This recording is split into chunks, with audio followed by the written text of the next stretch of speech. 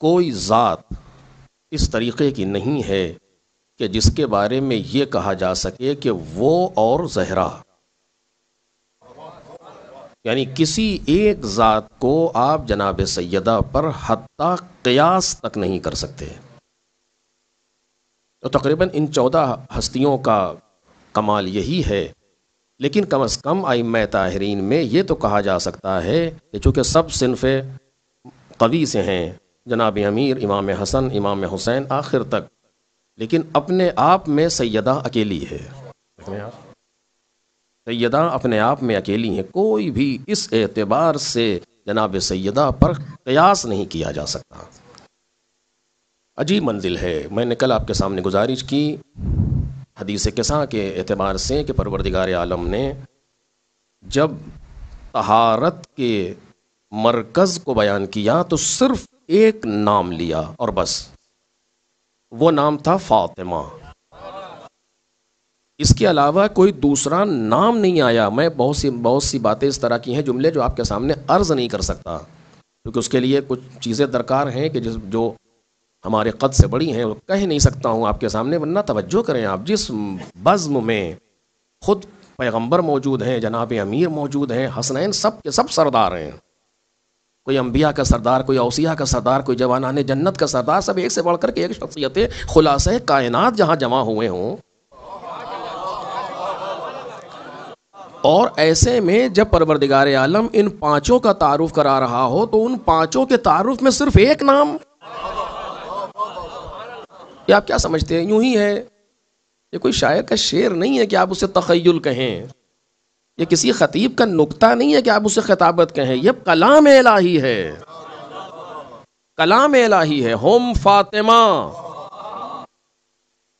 اور بس میں ملائکہ میں ہم فاطمہ، بس دوسرا کوئی نام مرکز طہارت کے عنوان سے پروردگار عالم نے نہیں لیا. جس کو پہچنوایا وہ سیدہ کے رشتے سے پہچنوایا.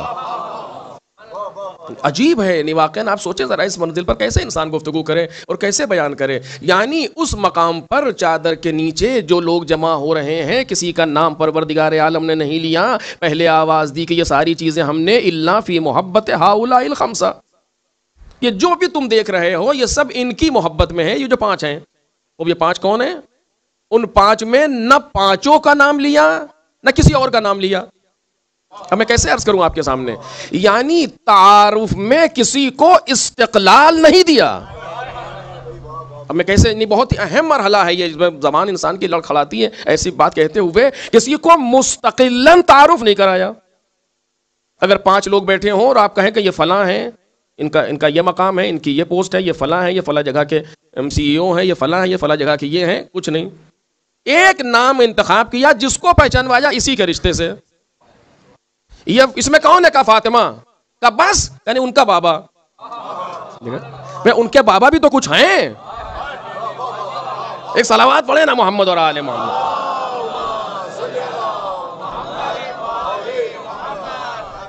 اس میں فاطمہ ہیں اور ان کے بابا. کیا مطلب ان کے بابا؟ ان کے بابا بھی اپنے آپ میں ایک شخصیت ہیں. ان کے بابا کا بھی کوئی مقام ہے.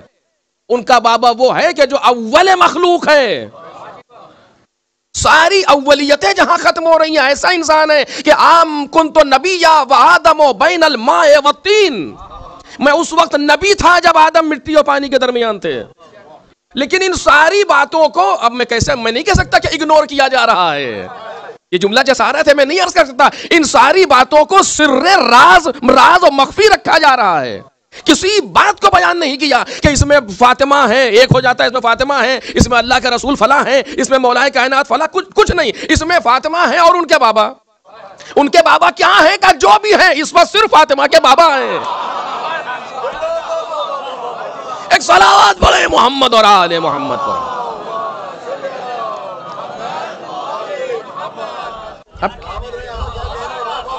اب کیا سمجھ رہے ہیں اس چیز کو؟ میں نے عرض کیا کہ اگر کسی عام انسان کا کلام ہو تو اتنی زیادہ دقت نظر کی ضرورت نہیں ہے، خوب ٹھیک ہے. لیکن یہ جب کلام الہی ہو، جب ایسے موقع پر اتنا حساس وقت ہے کلام الہی کا، اور کہ گھر کے اندر ایک چھوٹا سا گھر بنایا گیا جس میں کسی کو نہیں آنے دیا. اگر ایک بیوی نے جانا بھی چاہا تو چادر اور کونا کھینچ لیا کہ نہیں تم خیر پر ہو مگر یہاں نہیں. کیوں؟ اس لیے کہ وہ لوگ ہیں جو سب کے سب اچھوتے ہیں، جن کا تاریخ ہے انسانیت میں نہ کوئی جن کی مثال ہے نہ نظیر ہے، اور ایسے موقع پر کسی کا نام نہیں آ رہا. فاطمہ ان کے بابا، میرے مالک ان کے بابا سید النبیین، اتنا ہی کہہ دے. کوئی ایک صفت پر پیغمبر کے لیے آئے کچھ نہیں.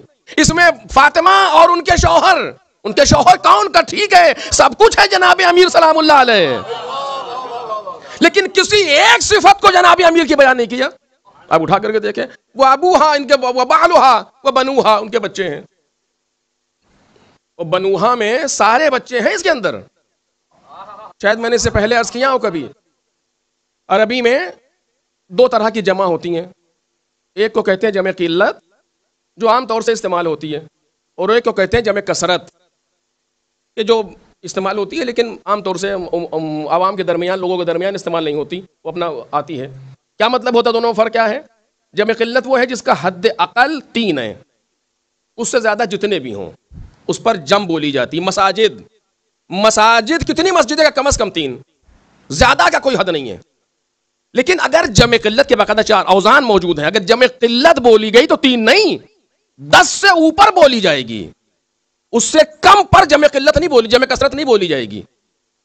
پروردگار عالم یہ نہیں کہہ رہا کہ ہم فاطمہ تو و ابوہا و بعلہا و ابناہا یا ابنیہا. اس میں فاطمہ ہیں، ان کے بابا ہیں، ان کے شوہر ہیں، ان کے 2 بچے، 2 تھے مگر 2 نہیں کہا. بنوہا 10 سے زیادہ. یعنی جو تمہیں دکھ رہے ہیں وہ بھی ہیں، جو نہیں دکھ رہے ہیں وہ بھی ہیں. ایک صلوات پڑھیں محمد اور آل محمد.